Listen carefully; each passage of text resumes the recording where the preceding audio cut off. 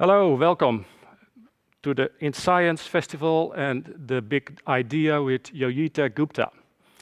Well, I will introduce myself and then I will introduce Professor Gupta and then I will tell you something about the program and have a conversation with Professor Gupta on the subject of justice and how can we take a look at the COVID-19 crisis in relation to climate change, biodiversity, and how this can change and maybe can be a tipping point for change to share our Earth much better with everybody than up till now.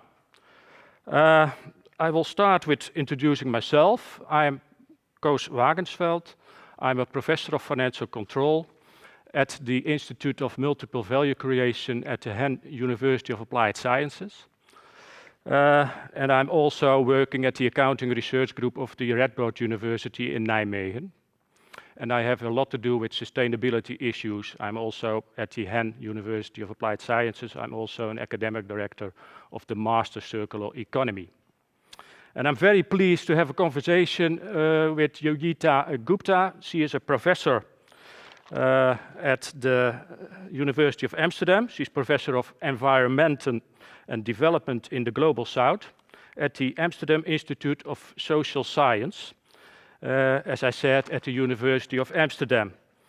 She is an expert on climate change and inequality issues in the world, and she has a lot of experience in these issues.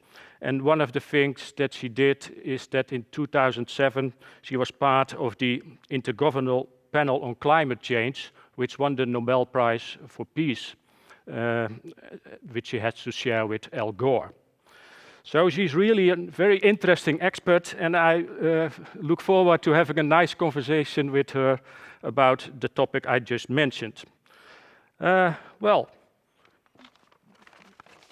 Joyeeta, we experience a multifaceted crisis. Of course, an ongoing climate and biodiversity crisis, but the recent year we were hit with COVID-19, and an economic crisis is unfolding at the moment. We ask you as our guest because you are studying all these issues and components, like health, economy, and climate, and how they are related. Our central point in this interview will be how we can make the future more sustainable for everybody. How can we improve the situation of the poorest? That's the issue for today. How can we improve the situation of the poorest? How can we really share our Earth with everybody? And can the COVID-19 crisis be a change for the good? So what we would like to know today of you is, can this really be a trigger for the good change? We will talk about, as I said, about climate, about biodiversity, about economic issues, and about health issues, for instance, in the form of the COVID-19, of course, and whether this can be a trigger. Well, my first question is, you say COVID-19 is a consequence of our life. Can you explain to us why is that? COVID-19 is the result of a disease that has moved from the animal world to the human world. And this is because of greater interaction between humans and animals. Yeah. And we refer to this as a zoonotic disease. And what we find today is that 60% of all infectious diseases are zoonotic diseases. And this is part of the problem of loss of biodiversity and loss of respect of humans for the animal world, for the ecosystems around us. So this brings, COVID-19 is one of the symptoms that we have of ecological degradation, and climate change is another large symptom of ecological degradation. And in that sense, it's part of a bigger story. I agree with you. I come up with the next question because I forgot something, because the people in the audience, they can ask questions if they like through Mentimeter on the website menti.com, which it's not in the, yeah, it is, yeah, you can see it, menti.com, and the code is 7399024. So I repeat, menti.com, and then the code 7399024. 0 to 4. There you can ask all your questions, and later on in this hour that we have at our disposal, we will make some room for questions from the audience, and then Joyeeta can answer these questions. Yeah? But first, we continue the interview with Joyeeta. An economic crisis is underway, that is quite clear now, but how do the political leaders of our world normally react to a crisis, like for instance in 2008, the financial crisis? But what is the normal reaction of political leaders? Can you tell us something about that?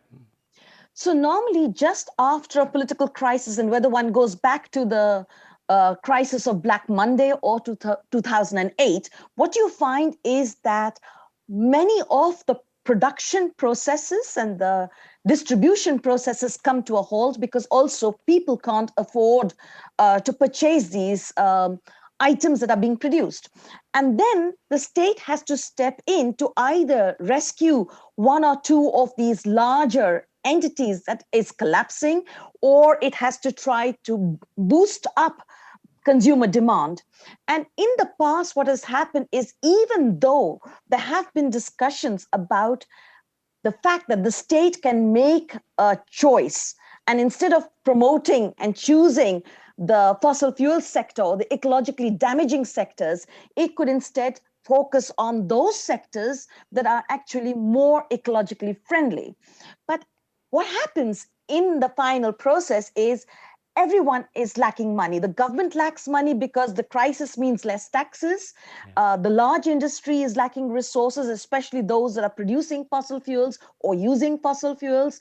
And the consumers don't want to pay higher prices for the fuels that they are going to be using. So as a result of that, in the final run, governments almost always fall back on protecting the larger vested interests, which are often ecologically damaging. And so this is the narrative we have to change through COVID-19. And I think the damage that COVID-19 has done to the global economy is so much higher than in the previous financial disruptive processes, that I think there is a good moment now for governments to take action. And I'm also going to make another argument, which is that if governments don't do that, then I expect that sometime in the next 30 years, we will have a major financial disruption as a result of policies because of climate change. And that will lead to an even greater economic crisis. And we can preempt that economic crisis, which is in relation to the fossil fuel sector, if we now reduce our subsidies for this sector and focus much more on the renewables or alternative, more ecologically friendly sectors. Yeah. And how can governance change this narrative? How can they do this? So now when we talk about governance, I'm going to make a slight difference, because I'm going to come back and say, I think it's the role of government. And I really think that it is time for us to reinvent government as a responsible, friendly actor that can be held accountable for legitimate decision making. And I think that it is very important that government that we move away from this notion of the lean government and instead have a government that is capable of looking after global public goods, looking after and providing merit goods such as access to education, healthcare, sanitation services, drinking water, street lights, roads, public transport perhaps. And so we really need to focus on a government that is capable of better taxation processes in order to generate the resources to be able to do this function of protecting public and merit goods, protecting and providing public and merit goods. You mentioned the tax system. How exactly can the tax system change in this respect? What are you thinking? For me, I think one of the biggest challenges we have today in the tax system is tax evasion and avoidance. The largest companies in the world are able to use modern technologies to evade paying many of their taxes. And we also find that the tax system is such that many countries are trying to convert their countries into tax havens to encourage these kinds of companies to invest in their countries. So this is a very critical aspect of the tax system, that we need to move away from enabling tax evasion and tax avoidance. The second part is to see how can we include in our tax system a better way of taxing wealth, not just income, but also a better way of internalizing our ecological footprint, as well as perhaps to minimize the opportunities for avoiding labor laws. So many companies nowadays avoid labor laws by moving their production processes to other parts of the world. And that's also a critical part of this narrative, that we need to ensure that the tax system does not enable social and ecological exclusion. When I go back to the policy reaction on crisis, so the policy is often also directed at increasing GDP, the gross domestic product. Can you reflect on that a little bit, why they do so, and how can they change this preoccupation with GDP, which is very worse thing, I guess. It's not a good thing. Most governments in the world are trapped into this fixation to keep increasing the gross domestic product of a country. And the globe as a whole is also fixated on this. And what you find is that worldwide, this preoccupation with increasing GDP is a challenge, because much of this process of calculating GDP excludes impacts on well-being. So, for example, welfare losses are not always accounted for in the GDP. In fact, the more people that fall sick and use the medical system means that the GDP goes up. And also the GDP does not take into account the impact on the ecosystems. And this is a real challenge. And I mean, just to give you a simple example, in 2007, the ecosystem services of nature were calculated at 125 trillion US dollars globally. At the same time, the global world product was around 58 trillion dollars. So nature provides significantly more value to humans, but that was not included. And the fact that ecological damage is perhaps leading to a damage on humans between 4 to 20 trillion US dollars is also not accounted for in the GDP. So the GDP is a measure that has served its purpose, and we need to move beyond GDP as a measure. And how can we do that? How can we include all those social and ecological aspects in the monitoring system of the governments? So many countries and many scholars are thinking about different alternative mechanisms. Some are focusing, for example, on the well-being economy, like my colleague Nikki Pau. But there are others also who have been working for years on the issue of moving towards a well-being economy. The Netherlands also has a brede welvaartsmonitor, which is trying to expand the number of issues that are covered under the national wealth, if you like. And the United Nations is now also exploring the idea of inclusive wealth, which also adequately covers, I think, the ecological aspects of issues. And so you're seeing that different people are coming up with different narratives, and that I'm hoping that there will be some degree of convergence. The big problem over here is, how do we move from one day when we're calculating GDP to another day when we calculate it using a completely different indicator set? Will it suddenly make us extremely poor because it takes into account that those of us in rich countries have caused huge amounts of ecological damage to other parts of the world? Will we suddenly become very poor? And how do you actually calculate all that? How does this affect the money that is in the banks, in the pension funds, etc.? So the transition is the big challenge. it's not that we don't understand that there has to be a new indicator, but how do we move from the current system to the new system? Yeah. And do you agree with me that the brede welvaartsmonitor that you mentioned in the Netherlands is a good step in the right direction? And how long will it take that this will be the primary instrument instead of GDP? Because GDP is primary and the brede welvaartsmonitor is secondary, is my impression. But how can we change this situation and make this brede welvaartsmonitor the primary instrument for steering the government and the I policy? think you're asking a very difficult question. I think for most countries in the world, it's possible to try to do a parallel system of governance where you have your GDP and then you have a different way of calculating the national economy. But essentially, if you really want to move from the GDP system to another system, we're going to disrupt the entire economic system. And that process is something I don't know how it's going to happen, but I think it's inevitable that we have to move in that direction.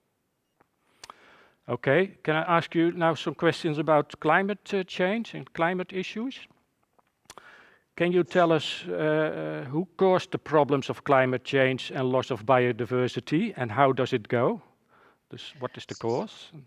So I'm going to enlarge the story and then maybe sharpen it down. So if you look at the global ecological system in terms of land, water, air, oceans, and biodiversity, we find that in all 5 areas, there is huge ecological degradation.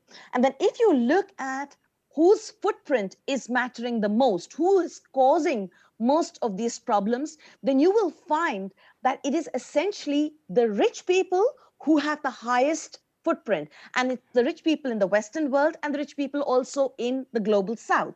But when I'm talking about footprints, you must realize I'm not just talking about how many meals we eat. After all, you and I can only eat one breakfast. But it's also because we have savings and we have pensions, and our savings and pensions are also invested in these production and consumption systems that lead to this global problem of a mismatch between our environmental degradation and those of the very poor marginalized people. So if I look at an x-axis, which basically has time on it, and on the y-axis, I'm showing you degradation, then what you will, if on the x-axis, I'm showing you rich people and poor people, and on the y-axis, environmental degradation, you will find that environmental degradation is correlated with the behavior of rich people, and reduced degradation is correlated with the behavior of poor and marginalized people. But if you look at the impacts, and again, I'm now talking about multidimensional impacts, then you will find that the multidimensional existential impacts affect the poorest the most, but the rich less. Of course, in monetary terms, it is possible the rich get affected more because we have more money and therefore we have more to lose. But in existential terms, the poorest suffer the most. And by multidimensional, you mean also the social issues and the ecological issues? The social issues, the ecological issues, but also the fact that if if you have a big disaster, then that wipes off all your income and your house if you're very poor, and you don't have any savings if you're very poor. So how do you rebuild your life? So you're completely marginalized, and you could also, in fact, lose your life in these processes. We find that now over a period of 10 years, between 2005 to 2015, 0.7 million people lost their lives due to ecological disasters, and several billion people were affected. So it's also an existential crisis. It's also whether you can survive it. Yeah, it's very serious and a big problem. I agree.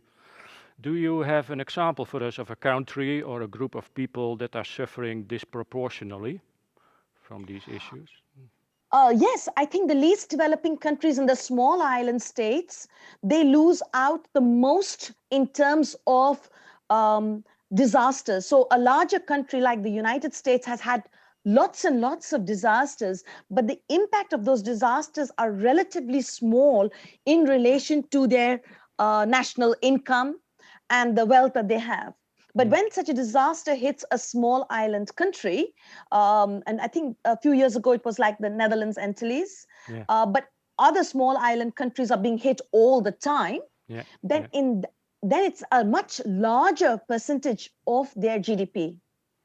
So Yeah. it really affects them. And right now, for example, COVID-19 affects the tourism industry very strongly. And this affects, again, the small island states Yeah. who are dependent on the tourism economy. Yeah, that's clear. Uh, and how can we make the consequence of climate change more equal and let the people who cause the problems carry the burden? So That's extremely difficult. Climate change is sort of a super wicked problem where yeah. those who cause the problems are not necessarily those who will be directly Yeah. affected by it, or even if they are affected by it, they may have alternative ways to deal with it. So this is really a super wicked problem. And this brings me back to the issue of the need for more government and the need for better intergovernmental processes. In the last 4 years, we've seen a significant breakdown of multilateralism because of perhaps the US withdrawal from the global stage. But in fact, this movement of reducing multilateral approaches to global governance has been going on for around 20 years. It has been going parallel with the rise of neoliberal capitalism, which calls for deregulation. And I'm personally of the view that if you do deregulate significantly, you're going to create a world where everyone says, my country first. And we've already seen that in the narrative of America first. But of course, we see many other countries also talking about my country first, even if they don't explicitly state that in their documentation. And this is very worrying because if you want to solve a problem like climate change, we all have to get together and phase out fossil fuel use and phase in renewables or non-fossil energy. If you want to address biodiversity loss, we all have to work together. So you do need everyone on board. But if you have an unjust world, countries and people that feel that they are at the receiving end of injustice will not participate. And ultimately, those of us who don't share this earth with others and who are not willing to make rules with others, ultimately, we and our children and grandchildren will also suffer. So I think in the long-term interest of the rich countries, it's really important to focus on a just global society. and what are the next steps to take in order to reach that situation, in your opinion? So for me, I think the first important message over here is it's all right if we have markets. I think markets are necessary. I think the private sector is brilliant, but I think we do need rules within which the market and the private sector functions. Okay. I also think that we need to be very careful before we commodify and privatize all resources. We are seeing huge amounts of land and water grabbing taking place worldwide. I think this is detrimental to a global society because land and water are fundamental aspects Yeah. of people's lives and livelihoods. So for me, a rule making process is very, very essential. And that has to be done both at the global level, but also at the national level. Are you optimistic whether this is going to happen in the next few years? Or do you say this will take 10, 20, maybe 30 years before those rules are very satisfactory? So, in my Function. mind, 1945, we saw the UN Charter. Yeah. And I think 100 years later, time should be ripe to have a global constitution. And I think it's something that the Netherlands should actually put forward because the Netherlands sees itself as sort of the center of global justice in some ways. Um, and I think that's my timeline. But it's too late if we wait for phasing out fossil fuels to 2045. We need to take action before that. But I think I'm going to repeat what Professor Kamal Hossein told me when I finished my PhD thesis in 1997. I was very, very upset about the fact that in those days that I thought that the climate change agreement did not reflect consensus, but reflected a very, very superficial coming together of countries. Yeah. And he said to me, when he was growing up in Bangladesh, he thought colonization would never end. And one morning he woke up and the colonizers were gone. And it was unpredictable. And I remember in 1989, nobody thought that the Berlin Wall would come down, Yeah. and it came down. Yeah. And the night before the Kyoto Protocol was adopted, no one expected that the protocol would be adopted, and it happened. Yeah. So life moves in mysterious ways, Yeah. and I think we just need a conjuncture of different events, maybe the social movements coming together, and that can lead to a sudden change in the way we do business. Yeah, I think you probably are right. Can you tell us something about these social movements that you see now happening all over the world and the importance of those social movements in this transition? So if Yeah. I look at the world today, it is a highly unequal world where 1% has as much wealth as the Yeah. remaining 99%. And you can also see that from the ecological perspective. So what you're seeing right now is a rise of different kinds of social movements. You're seeing the sort of the social movements which are like related to Me Too and Black Lives Matter. You're seeing social movements on Occupy, focused on the financial sector, and you're seeing Extinction Rebellion and the Fridays for Future movements, which are focusing on ecological issues. And the Yeah. coming together of all these social movements are bringing together ideas of social justice, ecological justice, as well as financial justice. Yeah. And I think that if they merge their act together and they come together in a coherent manner, they can demand global change. The problem is, for social movement to be really effective, it must not only be motivated by grievance, it must have a clear agenda of action, and it must focus an agenda of action on various actors. What we see now is that these different social movements are clearly motivated by grievances, but their agenda of action still has to be developed. And this is where scientists can play a role by providing the sort of ammunition that these kinds of social movements need to get change in the political arena. Thank you very much. This is very interesting. I would also talk a little bit with you about the relations between climate change problems, biodiversity loss, the transition to a circular economy, and also the transition to a well-being economy.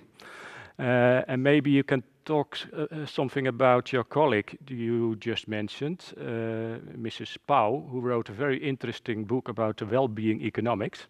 How and why should economics change?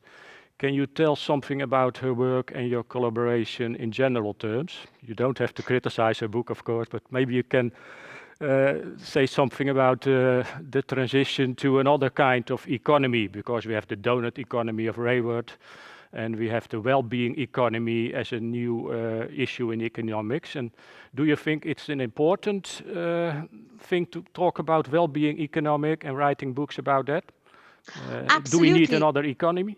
Yeah, economics, science. Yeah. We do need another economic science, and we Yeah. need an economic science that also adequately incorporates the social and the ecological dimension. Yeah. Whether we talk about Nikki Pau and her book on well-being economics, which really makes the case for why we need to move away from the current system of economics to a different system of economics, or we look at Kate Raworth's narrative, which is looking at how we can live within planetary boundaries in a way that also addresses issues of access, or we look at the inclusive wealth narratives, which look at inclusive social wealth and inclusive ecological wealth.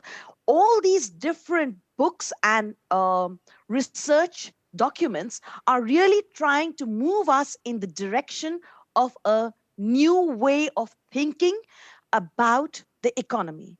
But the main problem over here is, how do we transit from the economy we have today to the economy we would like to have tomorrow?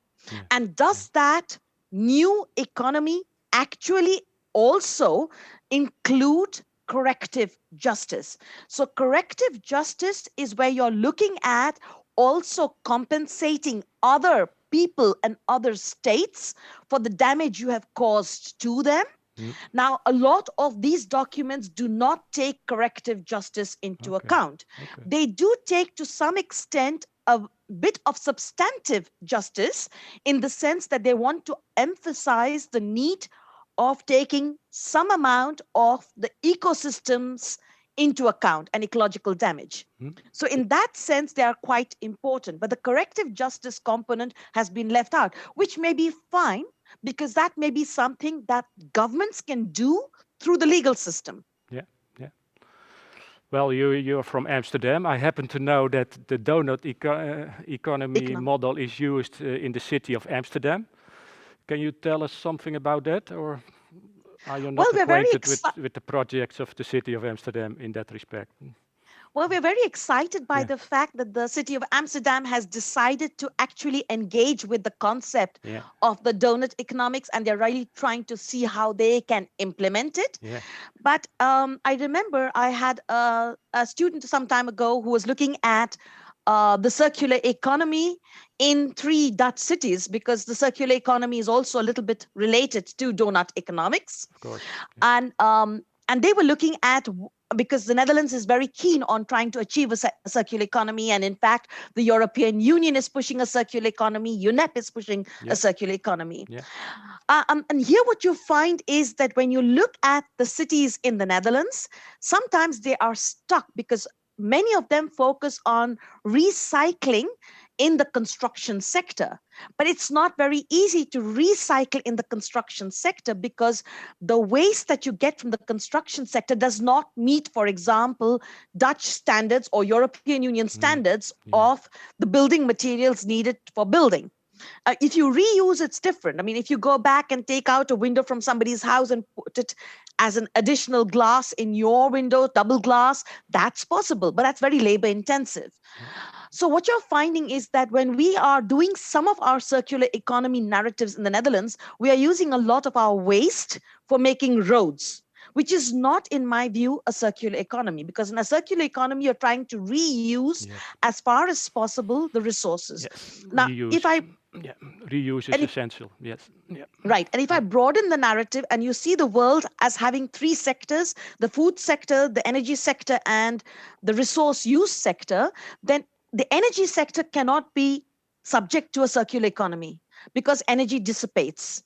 If you look at the food sector, most of the food sector you cannot subject to a circular economy. What you can do is to say, let's reduce single-use plastics and let's use reusable plastics for the packaging of food. So in that sense, there is some scope, but basically food is also quite a difficult sector to do the circular economy. And in other areas like construction, I gave you an example just now, but even with other metals, if the metal is not pure, it's difficult to recycle. So there are limits to recycling, like an aluminium can for beer, for example. Right. That's right. And so circular economy is important, but not adequate. And the very important aspect that you mentioned of social injustice, is this accounted for in the project of the city of Amsterdam, the donut economy project, as far as you know? Or as far as I know, they are trying to take into account social and ecological justice within Amsterdam. They're thinking about it, but I'm not convinced that they're thinking about the ecological and social footprint of Amsterdam globally. Amsterdam is also a place where many tax avoiders and tax evaders have their PO box. So there are other problems in Amsterdam, and those aspects are not being accounted for, as far as I know so far. Okay, thank you very much. Do you think it's a good idea, and are you all right with the fact that we have some questions from the audience, that I pose some questions from the audience and that we discuss that? Yes. And then later on, if there is time, we can continue the interview. But I'm very pleased that we have some questions from the audience. Thanks for that, audience. And I start with the first question that is posed. You present COVID-19 as a possible moment for justice, but simultaneously it hits the most vulnerable people in the world the hardest. Is change possible without these people being damaged first, and how? So can this change happen without damaging these people first? And how can that happen? For me, I think COVID-19 affects the entire world right now, and it might, as far as I can see, that in the Netherlands, it might take a whole year before we are all injected or made immune to the disease. I don't know how that will work out, but I think COVID-19 is a moment for us to reflect on how should public health systems function, and should we privatize a large part of the health system so that it becomes unaffordable for the people who live on below $5.50 per day, or even below $10 a day. Yeah. And what we find is, if you talk about people living on less than $5 a day, we're talking about almost half the world population. So I think there's a very strong message over here about the need to re-envision how the public health system functions, how access to drinking water and sanitation services functions. And this has implications for the way the banks and other investors and aid agencies operate in the developing world as well. That is part of the narrative. Yeah. Do you agree with the people that say that, for instance, in the Netherlands, you have too much efficiency put in the system, too much market mechanisms in the public health sector, which causes the problems that we face now? Absolutely, and in the literature, you see very clearly that when you have uncertainty in a society, you need to have a wide range of options. You need to have flexibility, whereas efficiency leads you to reduce redundancy. Uncertainty requires redundancy. It requires us to have more options available so that when one system fails, you can get other systems in place. And this is about every single system in society, not just about the health system. It's also about the internet system, the public train system, etc.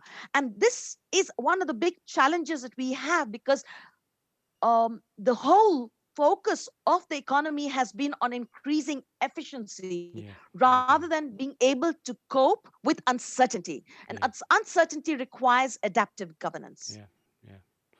And how can we change that? Do we, for instance, if we take a look at education, maybe we don't educate our students good enough, and in the sense of coping with uncertainty, because they have to take all kinds of exercises under certain conditions. They use neoclassical economics as a study book, and so on and so on. So they are not used maybe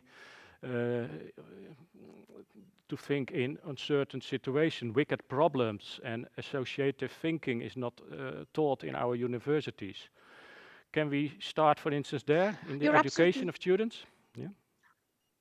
Absolutely. We really have to decolonize our knowledge systems, because our knowledge systems are based on experiences and knowledge that were useful in the past. But we really have to look at how do we cope with GDP. So that was one of the areas where we need to decolonize our understanding and our framing. We may have to decolonize the notion of how industries work, because their raison d'etre is to create profits, and profits almost always imply that you have to squeeze something out of the system.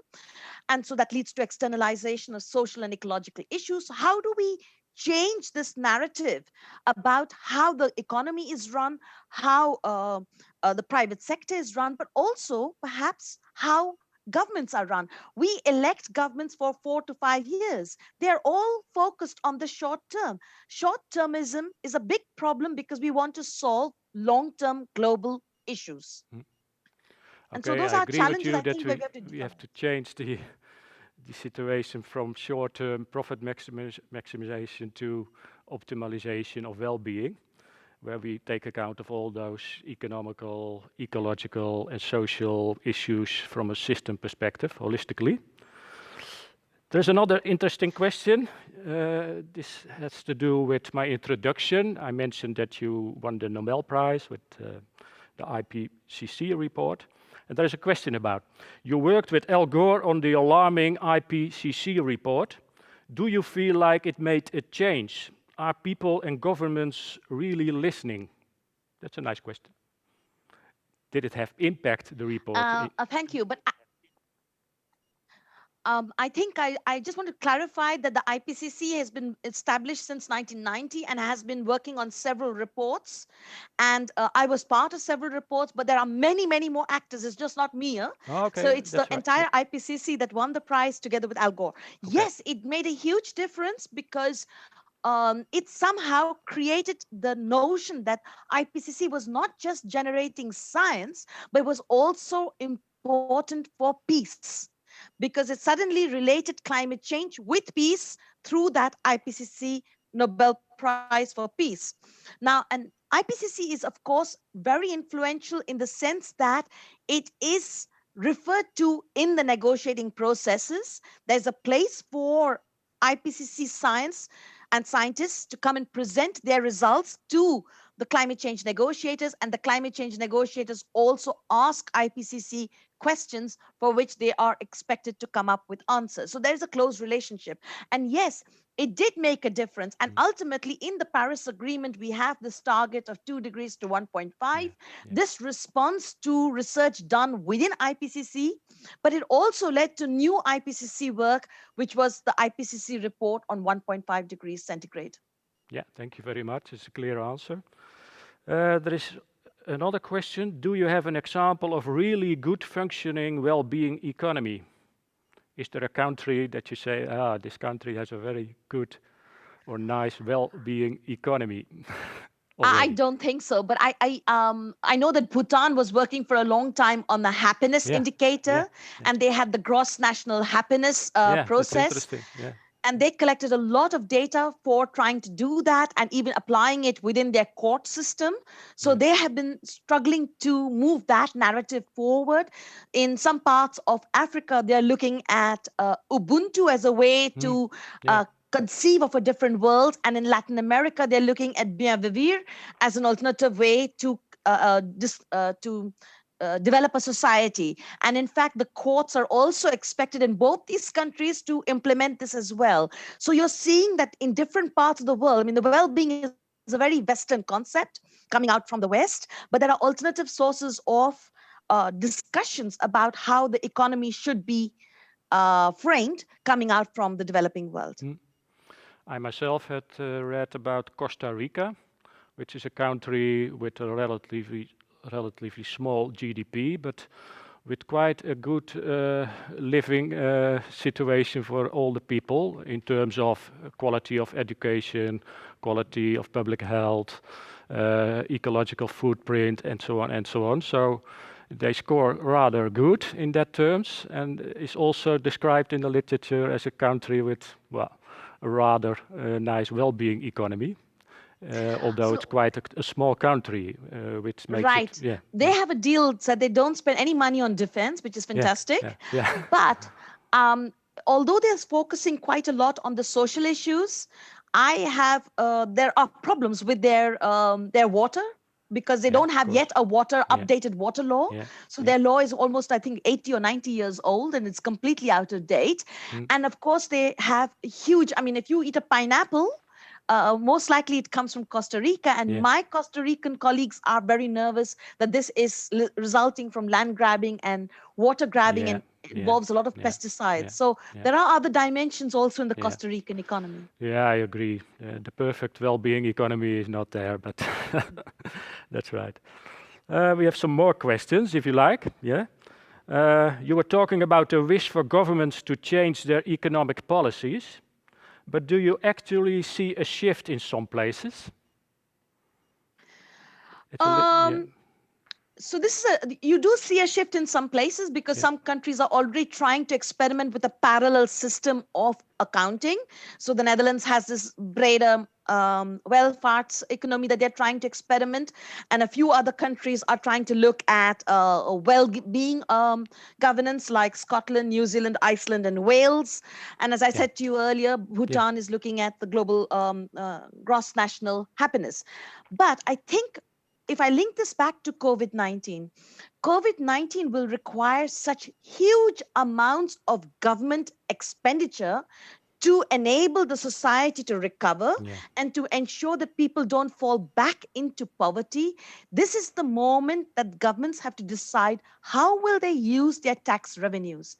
Will they use their tax revenues to prop up the CEOs of companies, or will they use it to prop up the salaries of those who are employed by companies? Will they use this money to prop up companies that use fossil fuels, like aircraft companies, or will they make their support conditional on a change towards more renewable energy or other more fossil fuel friendly, not fossil fuel, but climate friendly energy? Will they use the money more for renewables? So this is the moment where these governments who are spending huge amounts of money can make critical choices that can facilitate the transition from the current GDP-oriented system to a new system which focuses on both well-being and the ecology. And my bet is perhaps on inclusive wealth. Well, I think you and me have the same preferences what governments have to do with this money and where it has to go to. But you can expect that in a lot of countries it goes the other way to the wrong direction. And then the question is, I guess, how can we change the situation? Because maybe now it's the momentum to change something in the world, to make it a better world. This COVID, and how, and the urgent question for now is, I guess, how can we change it now that at least more governments are choosing the right things to do with that money, what you mentioned? How can we change it? I think that too, maybe a couple of things. I think from the scientific perspective, it's really important that the economists come together in some kind of a global agreement about an alternative system which is better. So it should not be that everyone is working on their own niches and competing with each other, because by the time you move from a niche to a regime to a landscape change, it will be 2045. So I think it's very important that we need to see if they can come together in all these different alliances to come to the science of it. I think what's also important for scientists is to figure out how do we transit from the current GDP system to the next system without leading to economic collapse. And thirdly, and most importantly, I think the social movements have to really catch up momentum. The technology is absolutely available for social movements to use all kinds of different ways to communicate, and they need to be sure that they don't get overwhelmed by fake news. That is a big risk in this environment. But without the social movements, we will not get the momentum to enable governments to change, because the rich industries are very rich. And they enjoy the status quo. So the power structures are also very important here. Yes. And that is also what we have to do in economics, to have more attention to power issues and power structures in the theory of economics and the theorization of our economic models, theories, new theories, where there's room for these power issues. I guess there's some room for improvement there. Yes. Okay. Hasn't the momentum already gone by to really change things? Namely, first COVID wave. Aren't we already back to default mode? Because we have the first COVID wave, maybe the momentum was then. Now we have the second wave, then there comes the third wave. And the question is actually, the first wave was the momentum to change things, and now maybe we are too late, and we are already back to default mode. What's your opinion on that? This is an interesting question, because this reminds me of a paper written, I think, in 1986 called the issue attention cycle. And the issue attention cycle basically said that as soon as an issue comes on the table, there's all this enthusiasm and people want to make changes. But after a while, people realize that the changes are going to be very expensive, and so they lose interest, and then the whole thing disappears. And so really you have to make the changes. Governments have to make changes while the public is actively engaged. You're right, but maybe we have now the start of the second wave, because everybody says that in the winter months, we will see a strong wave. And maybe this is the moment for social movements to recuperate and to come back but also form alliances, because I think if the social movements don't form alliances between the different narratives, between the Occupy narrative, which was really focused on the financial system, Mhm. and the Extinction Rebellion and Fridays for Future, if we don't bring all these narratives together, and the Black Lives Matter and the Me Too, because that's the social justice storyline. If we don't bring the social justice and the ecological justice storylines together, we won't be able to mobilize for change. But there has to be a leader that comes up from the social movements. Mm. And maybe Greta Thunberg is the person to do it. I don't know. But we have to wait for someone who Yeah. is able to mobilize Yeah. grievances, because without grievances, social movements don't function. Yeah. And are you optimistic in this I'm respect? always optimistic. Always optimistic. Yeah, that's a good. Always That's optimistic. very good. I like that. Uh, Another interesting question, and this is the last from the public, and maybe then we can finish the interview that we had before the questions of the audience. And this question is: can you elaborate more on why it is bad for us all if we don't work on a more equal world? So, can you elaborate more on why it is bad for us all if we don't work on a more equal world? Okay. All right. So, I mean, from a purely moral standpoint, if you want to focus on a world where we think we are different from animals because we focus on things like human rights and justice, that would be the moral or legal argument. But I'm going to take you to an argument which is about our own self interest.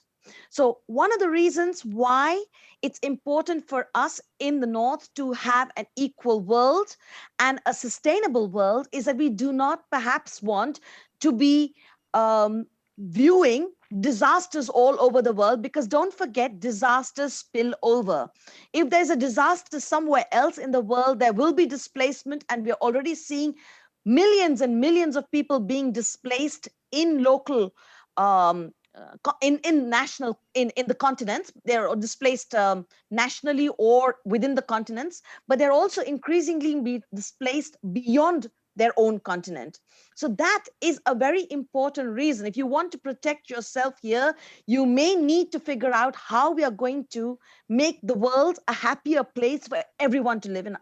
That's one way to look at it. And this is a very sort of a narrow-minded self-interest perspective. Yeah. But let me give you an enlightened self-interest perspective. And this focuses on the fact that in the world we have limited land, limited water, limited metals and minerals, which we need for our telephones and computers. We also have a limited carrying capacity, so we can't just pollute ad infinitum. Now, suppose we decide in the Western world, all right, we are going to phase out fossil fuels, and we don't care if the rest of the world phases out fossil fuels. That's ridiculous, because then we will still face the climate change problem. And in a country like the Netherlands, that's going to be quite troublesome if we have to live in a world where the sea level goes up beyond 2 meters. And if you look at other issues like biodiversity loss, if we don't care about equality and we don't care about deforestation in the developing world, it is going to have an impact on the global system. So it's not quite so straightforward. If we let the developing world receive all our plastics because we export it, we dump it on the global south, and then they dump it in their rivers and it comes back in the oceans, it creates all kinds of other problems. So it's not as if in the Anthropocene we live in an island and we don't and we can forget about the rest of the world. I think it's not going to happen. If I might end with Garrett Hardin. Garrett Hardin talked about lifeboat ethics. He said we should live in a little boat and you have all these people outside. If you let them into the boat, then the boat will drown. And my argument is that's not lifeboat, that lifeboat ethics is not viable anymore. If you don't let them in, they're going to pull you down. So we will drown anyway if we don't go for justice. That's a nice metaphor. Thank you very much. Thank you, audience, for all your very interesting questions. There are more questions that you posed. We cannot discuss them all. We have done a lot of questions. Thank you, Joyeeta. And we come to a kind of a wrap-up of our session of today. We have only a few minutes left.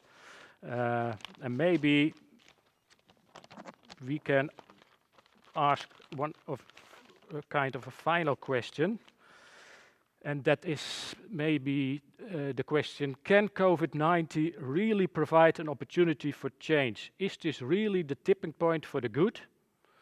And what can we as citizens do about this?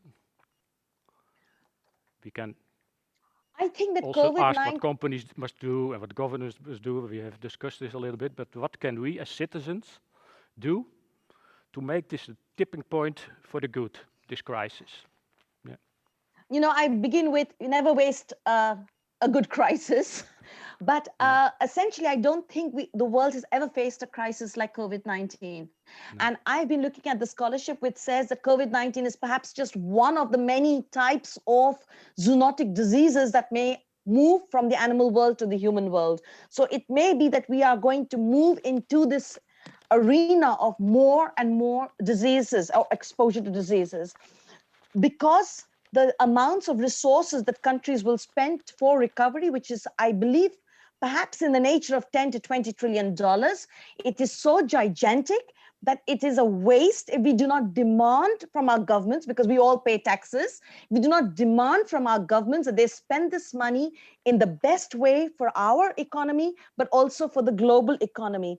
And because our governments focus on the short term, it is up to the youth to demand the focus on the long term, because they will inherit this earth from our generation. And it is we want to protect the earth for their generation. So what can citizens do? I think citizens can write letters to Parliament and really bombard Parliament with their arguments. I think that senior citizens and youth should collaborate, because senior citizens are amongst the richer people in the Netherlands, for example, because many of them have got pensions, and the youth are amongst the poorest because they don't yet have jobs, but they have maybe a bleak future if the ecological problems are not addressed. And maybe these two communities should come together to fight the vested interests, which are primarily the people in the age group 40 to 60 who are really running businesses today, etc. So maybe we need some kind of coalition between different age groups. And I think flood your municipality with letters, flood the national governments with letters. Governments and policymakers respond to public pressure. And that's what we need to do. And I think it's very important for journalists to take a leading role here. Journalists can play a leadership role by pushing ideas together and by promoting a narrative that is perhaps good for the longer and the greater interest of all. Well, thank you very much, Joyeeta. It was a very interesting conversation. I think we could talk hours and hours, but we only have 1 hour. Thank you very much, and I wish you good luck with all your future activities and research and so on. Thank you very much. It was great. Thank you, Koos. It was very nice talking to you. It was nice. Thank you. I also want to thank the audience for listening to us. I think it was a very interesting discussion that we have. Thank you for all the questions. I have still one final remark. There is at 9 o'clock this evening, there is also another live stream, and it is about the dilemmas of deep brain stimulation. So my advice will be go at 9 o'clock this evening to this last live stream, and enjoy your In Science Festival for today. And again, thank you very much, and have a nice Sunday. Goodbye. Goodbye.